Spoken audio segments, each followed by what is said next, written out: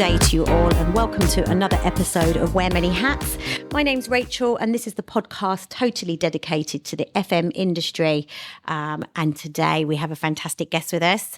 We have Elisa Chalier. She is the Office Operations Manager at Rider Levett Bucknall, which is RLB. Welcome. Thank you very much. Nice to meet you all. Hello. Oh, I'm so happy to have you here, and it's Friday, yes. And you're off soon, so we need to get started, don't we? Absolutely, yes. So you're going to go back and tell us about your journey through your career and how you got to where you got to, and I'm sure it will inspire many. So let's rewind a bit. Where did it all start for you? So for me, it all started, I believe, back in Italy, when I finished school and I started to work in hotels. Okay. So I was receptionist for a good few years, working seasonally, because I come from a very touristic town called Bardonecchia up on the mountains on the Alps. Oh, wow. So then when I decided to come to London, very suddenly, not very planned, because I was 20 and, it's all easy when you're 20. Yes, isn't it? So I was like, oh, exciting, let's go to London. I arrived in London and I tried to go to hotels, basically to have the same career as I was having in Italy. Right. Suddenly I realized that the shifts were very heavy. Yes. Especially when you have to travel 1 hour to go to work. And late at night. Back home, late at night. So I said to myself, I love reception, I love customer service, I love people, I love helping. Let's see if there's anything for me in the office industry. Yep. And that's when I finally found London executive offices. I know them well. We were just saying, and then now Argyle, they are. Now Argyle, they changed their name to Argyle. I started as a receptionist there, and then I met some very incredible people that gave me the opportunity to grow, and they mentored me and they trained me, and I started to be part of some of the committees that we had. And then my presence started to be noticed. So I was offered a supervisor position. Yeah. And then I moved into deputy manager. Yeah. And then I became a general manager for a building. Yes, yes. Very stressful. Yes. Very challenging. Wearing many hats. Yeah. But it's the best way to learn everything, basically. Yeah. Because once you are a building manager, you can basically be anything. That's right. In your life. So, yes. And then from there, I decided, I was offered again, I was very lucky in a sense, because I was again offered a position as operations manager. Yes. For Co-work, which is a chain of service offices. You were there a little while, weren't you? I was there for 5 years. Yeah, just over 5.5. Just over 5 years, yes. And that was interesting because I was looking after a few different locations. Okay.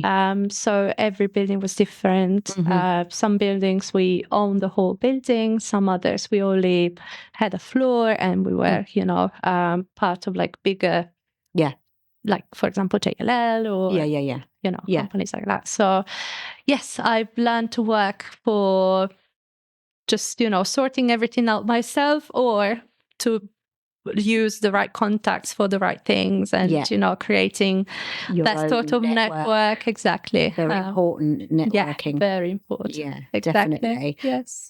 So you were there quite a while, like I say, and so then you moved on to where you are now. I was there for a while, yes, and then I decided to take a break. So I took a 4 months break. That's not that long. It's not too long, not long enough. It's not long. But you miss work after a while, Rachel. I don't know how you feel it. But after a while, I just felt the need of, to go back into work. The game, yes.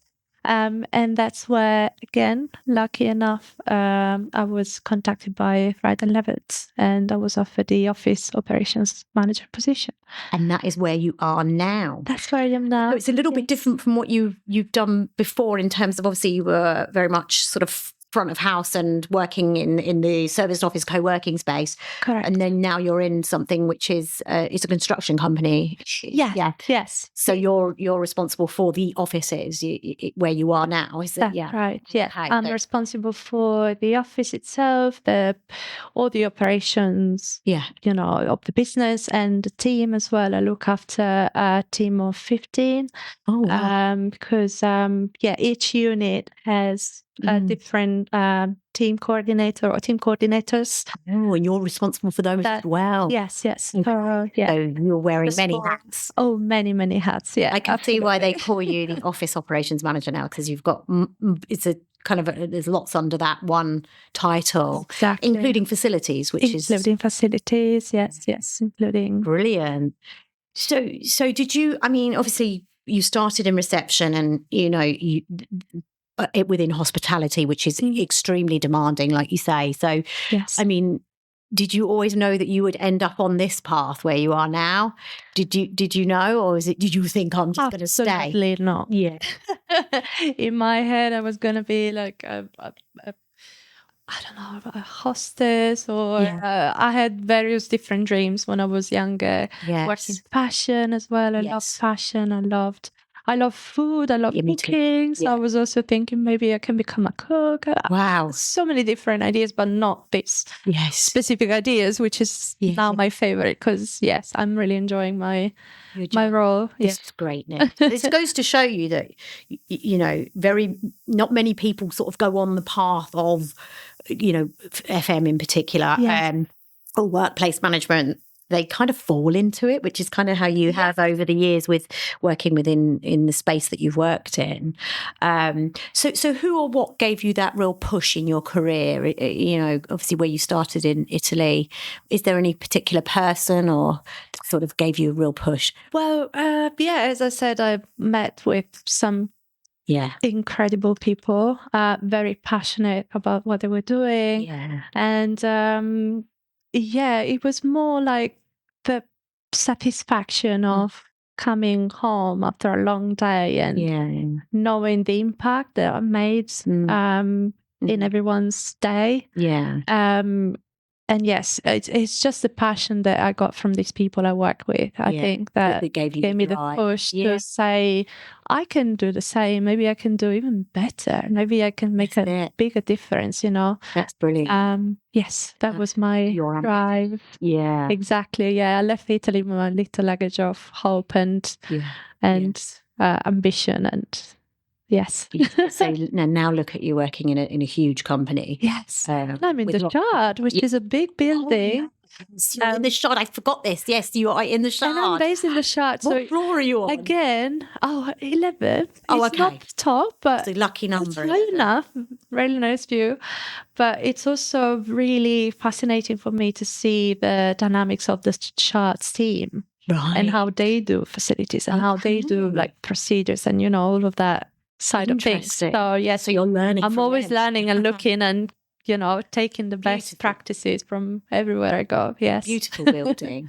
Beautiful. Yeah, absolutely stunning. I get to see it most days because I come through London Bridge. It's impossible not to see. It's huge. And I remember watching it being sort of built, and the change in it's just a fantastic building. That's fantastic. It's funny how I was looking at it when I came here 13 years ago. I was looking at that. I was like, wow, I will never be there. Like that's something that I can just look at, And now I find myself working for the building. A really good company in that building. It's what a dream. It's amazing how life goes. It is. Yes, it surprises you all the time. Love your journey so far. It's like really lovely to see you go into and coming to this role and embracing it. It's fantastic. Thank you. And what a great place to work.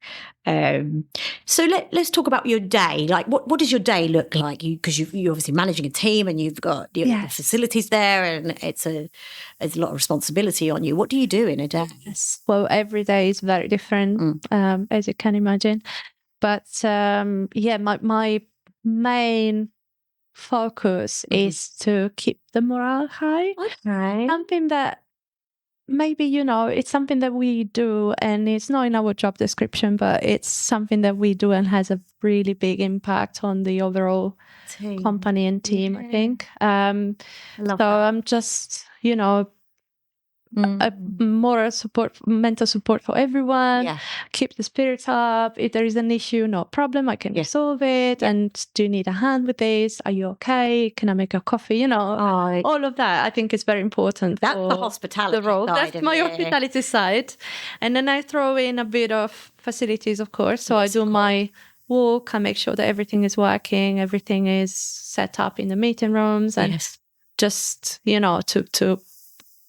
to avoid any hiccups during the day, because there's no time for hiccups. So I find with you guys and girls in FM, you are very much reactive to stuff, but you're also proactively trying to stop issues from happening and making, better choices and better, you're always improving stuff. So absolutely. I always tell my team we need to work in the future. I love that. We don't work in the past today, unless we're learning the future. 7 days ahead, so you're already programming what's going to happen next week. So good. And things change last minute. It's not that a plan goes to plan, but at least anything can happen. Biggest part of it, exactly, can be tackled. So yes, just an overall look at the office, make sure everything is fine, and then I drive the performance of the company as well. So I chase and look at reports, and I run the reports, and I put together reports for the board just so they know what's going on in the business. And because we're global, we also have lots of meetings and workshops, and to maintain the consistency across the company. So I'm trying.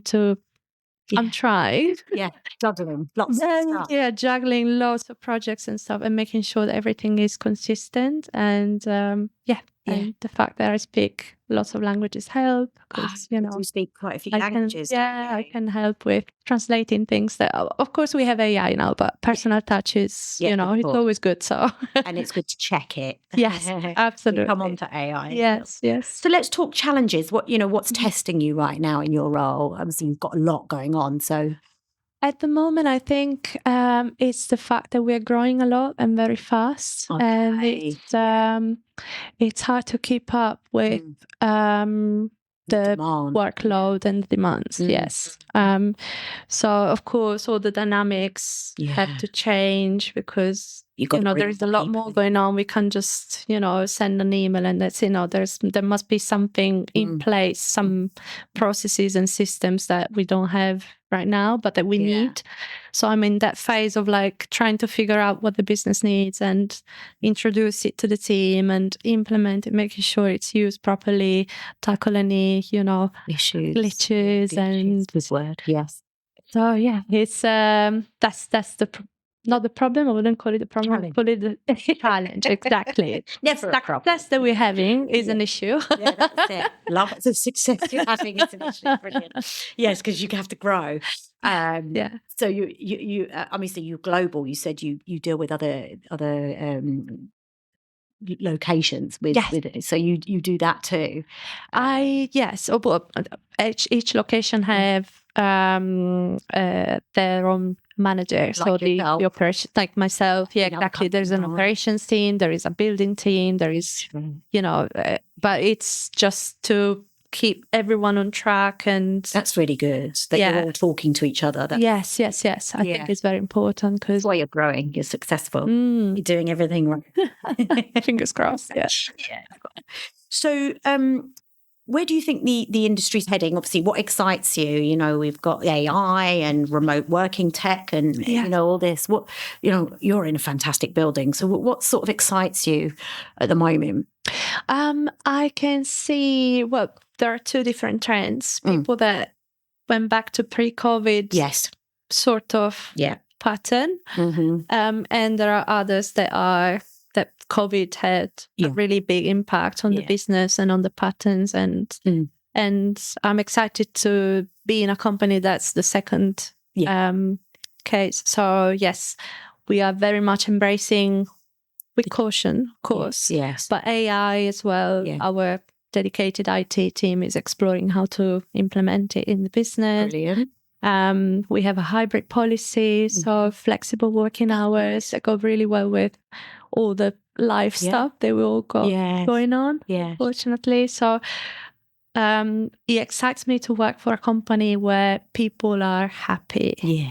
Like we have about 500 employees in London and an office with about 200 people desks. Yeah, but everybody's not in at the same time. Exactly. But the problem is we are running out of space. Oh, God. Because people love to come to the office. They love to see their colleagues. There's a very nice positive atmosphere going on.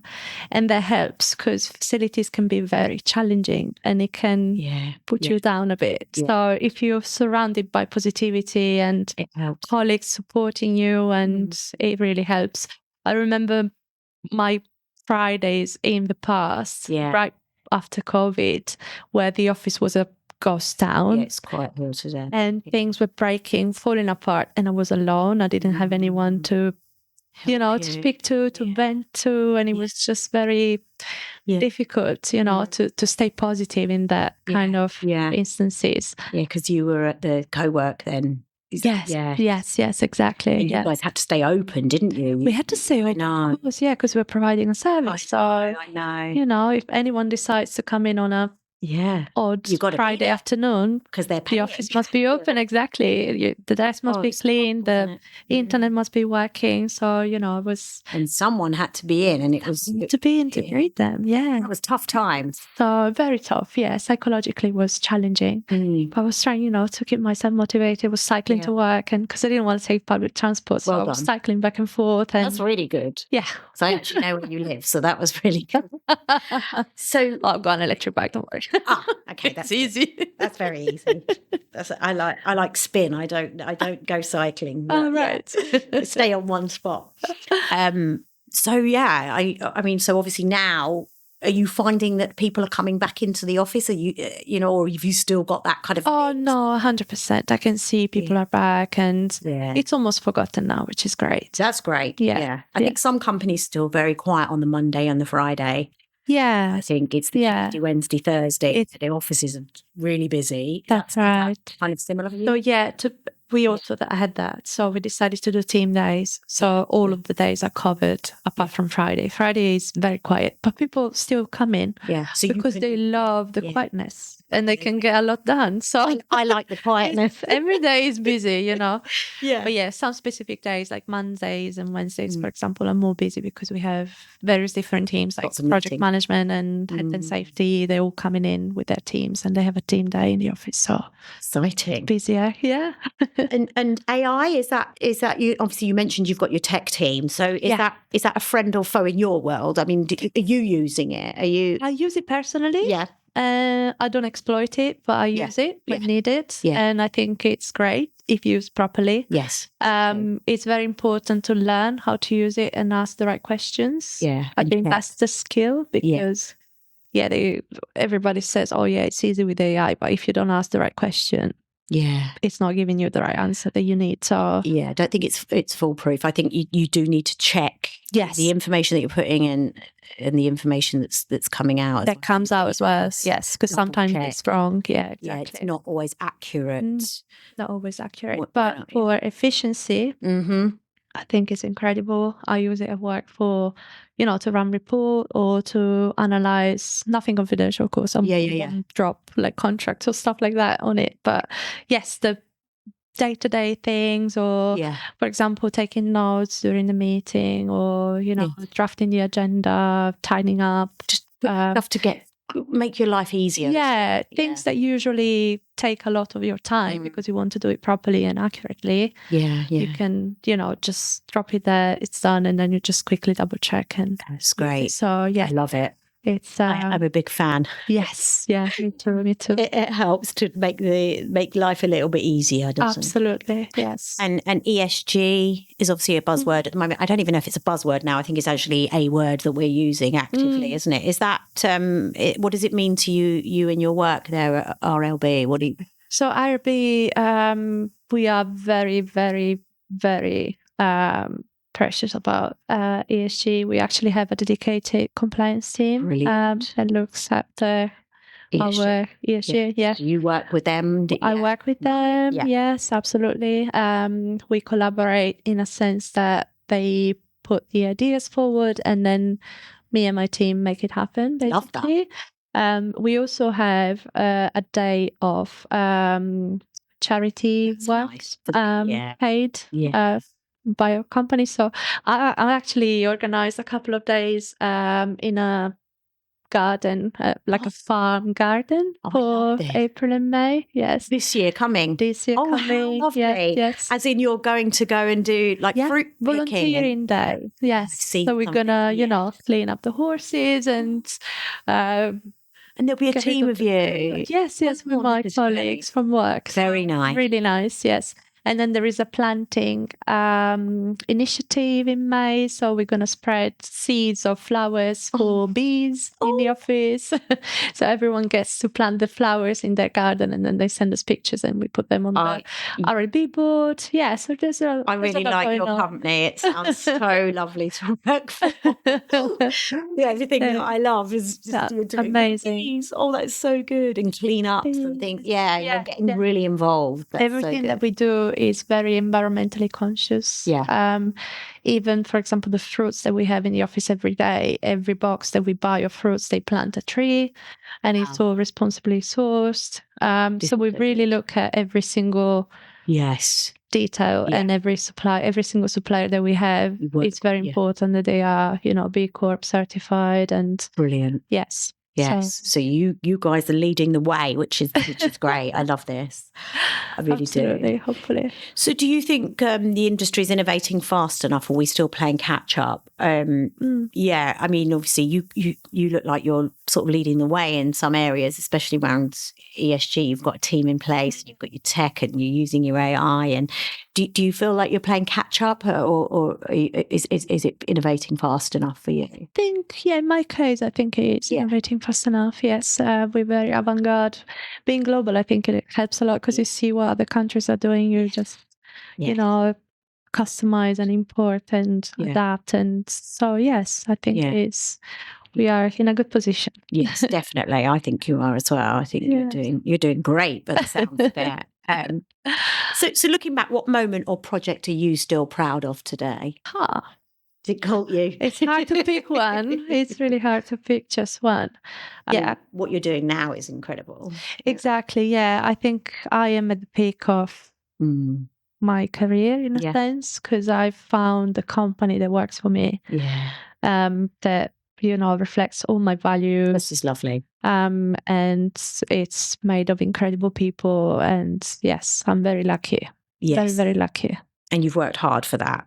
I worked hard, yes. I also did. And it is that's very true, yes. and you work with a good team, and that's obviously something to be proud of too. It's amazing to work with people that are passionate and motivated like you, and just sharing the same values. And you don't even need to have 1,000 meetings because we all think the same things. We all on the same wavelength. So it's very easy to work with someone that reflects your thinking and your values. That's so important. It is very important. I hear that a lot.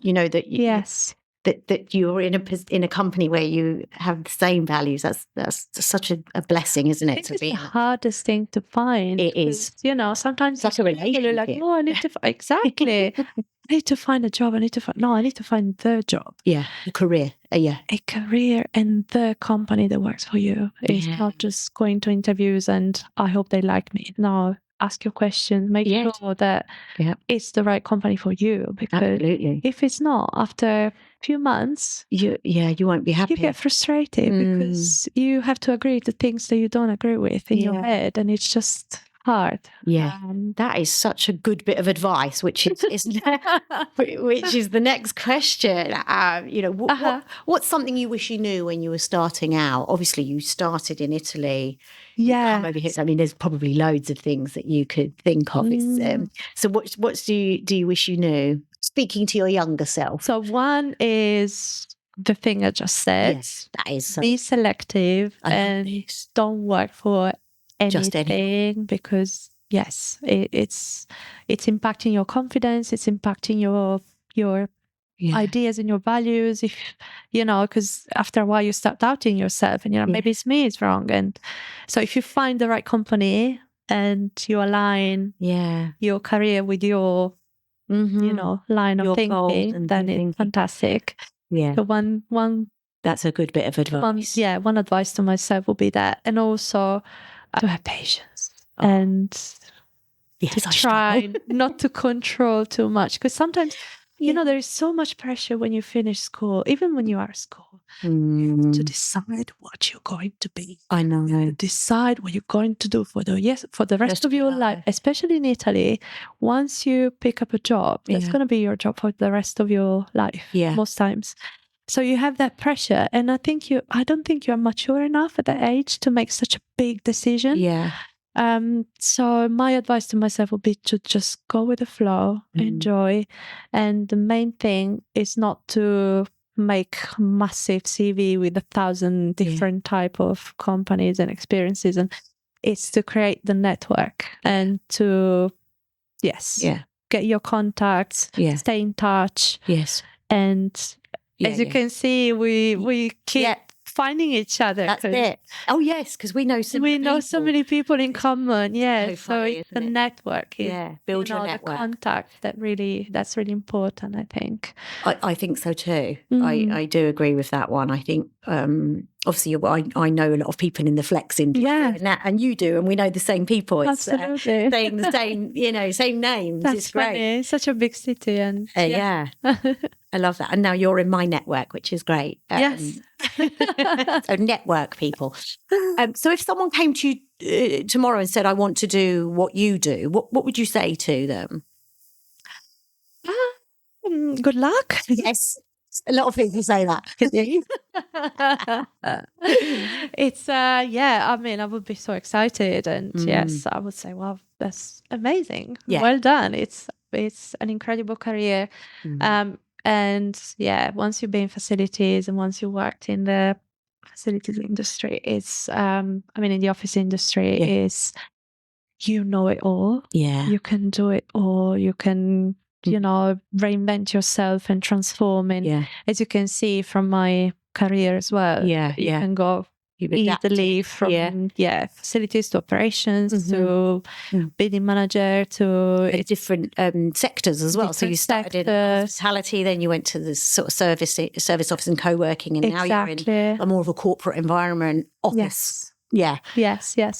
And so I would say just go out there, try, talk with as many people as you can, and explore. And just enjoy, because it's amazing. Yes. Love that. You're inspiring people to work in your role. I love this. So let's switch off work. Okay. I know obviously where you're from. You're from Italy. Yes. So what do you like to do outside of your day job? So your hobbies and what do you like to do to switch off? To switch off, I love, as I said, cooking. Yes. I love my cooking. I can spend a whole day, just Italian in my kitchen. Is it all Italian or are you mixed? I can mix, anything. But of course, I've got my Italian roots. Yes. I've got my hungry grandma's recipes for, lasagna, for example. Yes. So I love lasagna. Yes. And then I like my peace. I like to recharge because it's such an intense role, and I'm constantly, with people and then working, and so it can be a bit draining mentally. Yeah, of course. When you finish the week. So, for example, at the weekend, I love to just read and go on a walk and enjoy my house and my cats and tidy up. And I've got 2 cats, of course. Yes. Or my husband, of course. See, he came after the Sorry, cats. husband. Yeah. Oh dear. Well, they need you, the cats. I know he needs you too, but no, the cats, he's independent. Cats need me. So cats come first. I'm also very active. I love sports. My partner is an athlete, so we love to go, running and walking and hiking and cycling, skiing when I go back to Italy. Oh, yeah, because my dad is a ski instructor, so I have to ski. Oh, wow. I must ski. That's brilliant. I've never been skiing. Oh, no. Ever. Yes, you must come then. Yeah. I know a lot of people that do, but I've never been. I really do need to try it. I must do. You can let me know. Yes, absolutely. 100%. Yes, I need to be instructed on what to do. I'm quite clumsy. So, wow, you do a lot then outside of work, but it's all stuff that recharges your batteries. Exactly. It's important, isn't it? Absolutely. Yeah, 100%. I've always been very protective of my space and my mental balance. It's very important, isn't it? It is. You know, because if you don't feel good in yourself and if you're not confident, you cannot support a team. You cannot support a whole office, and yes, the management as well expects it from me, like to be switched on, and absolutely. yes, so very important to switch off. Absolutely. It's not all work. Yeah. Disconnect to reconnect, I call it. Oh, I like that. Well, this is the next question. What's the best bit of advice you've ever been given? I think you've just given the best advice. I haven't read the questions. Disconnect. Rachel, you know that because I told you earlier. That's so good. Disconnect to reconnect. Disconnect to reconnect. I think it's so important and so overlooked these days because we're constantly online, constantly stimulated, and we feel this to always have something to do and plans and. Really good to disconnect. Love that. I love silence. This is good. I find it hard to be quiet. Oh, me too. We talk a lot. In my head, I'm talking all the time. Yeah. It's always a meditation going up there. Yeah, so that's beautiful. Well, it sounds like you're in the career of your choice right now, and that it suits you, and that you're very happy there, and you can tell that you're very passionate about the company and your job. Absolutely, yes. So very happy. People may want to reach out to you on LinkedIn and say, "Can I have a job at RLV?" Oh, we are growing, I said. So get online and have a look at their careers page. Absolutely. They sound like they're fun to work for. Yes. We will open more offices in Europe as well. So there's going to be more opportunities and more roles coming up. So there you go. You heard it here. Yes. So thank you so much, Elisa, for coming along and sharing your wonderful journey. And I wish you all the best in your career. And congratulations on your 1 year. Thank you. And thank you for the invite. It's been amazing speaking to you. Really enjoyed having me. It's been great. And sadly, that's the end of today's episode of Wear Many Hats.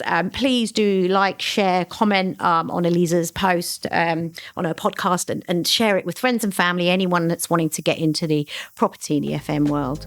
Until next time, take care.